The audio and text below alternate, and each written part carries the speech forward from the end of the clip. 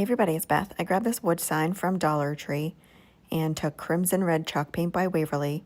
The bottom slat on it I painted with that, giving it full coverage. The top slat I covered with barnwood acrylic paint by Folkart, and the middle one I left white.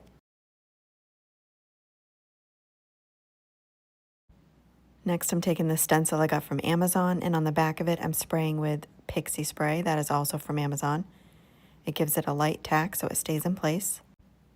The first line of the stencil I put on the top section and stenciled on ink color chalk paint by Waverly. Made sure that was dry and then moved on to the second slat and did the second line.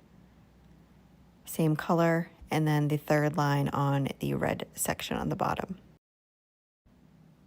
Once I dried the paint completely, I took a acrylic nail paintbrush, has a really small tip, and I filled in the gaps left by the stencil.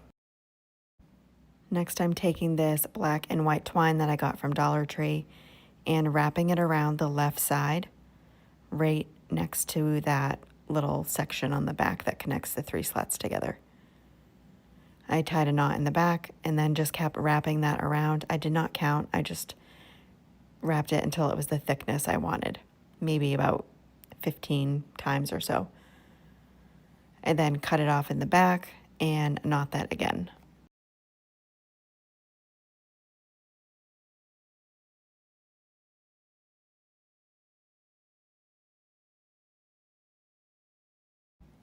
I flip that onto the front, and then I tape some twine around the tip of a paintbrush just so I can push it through between the slats to get that twine underneath all of those. And then just take a small piece and tie it nice and tight in the center of that twine. So the center will be nice and tight, and then I take the top section and the bottom and kind of spread those pieces apart.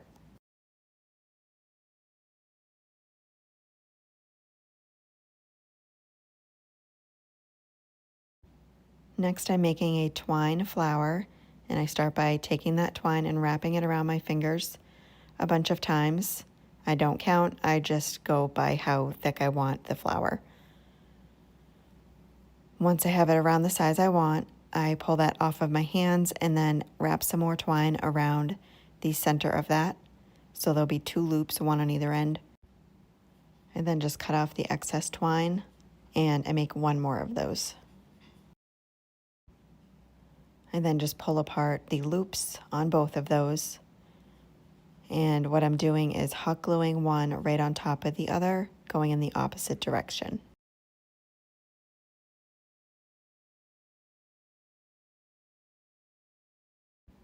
And then hot glue that flower to the center part of that twine where it is bunched together. And then for the center of the flower, I just take another piece of the same twine, tie a piece of it in a knot, cut off the excess from the end, and then take the twine and keep wrapping it around that knot, keeping it nice and flat.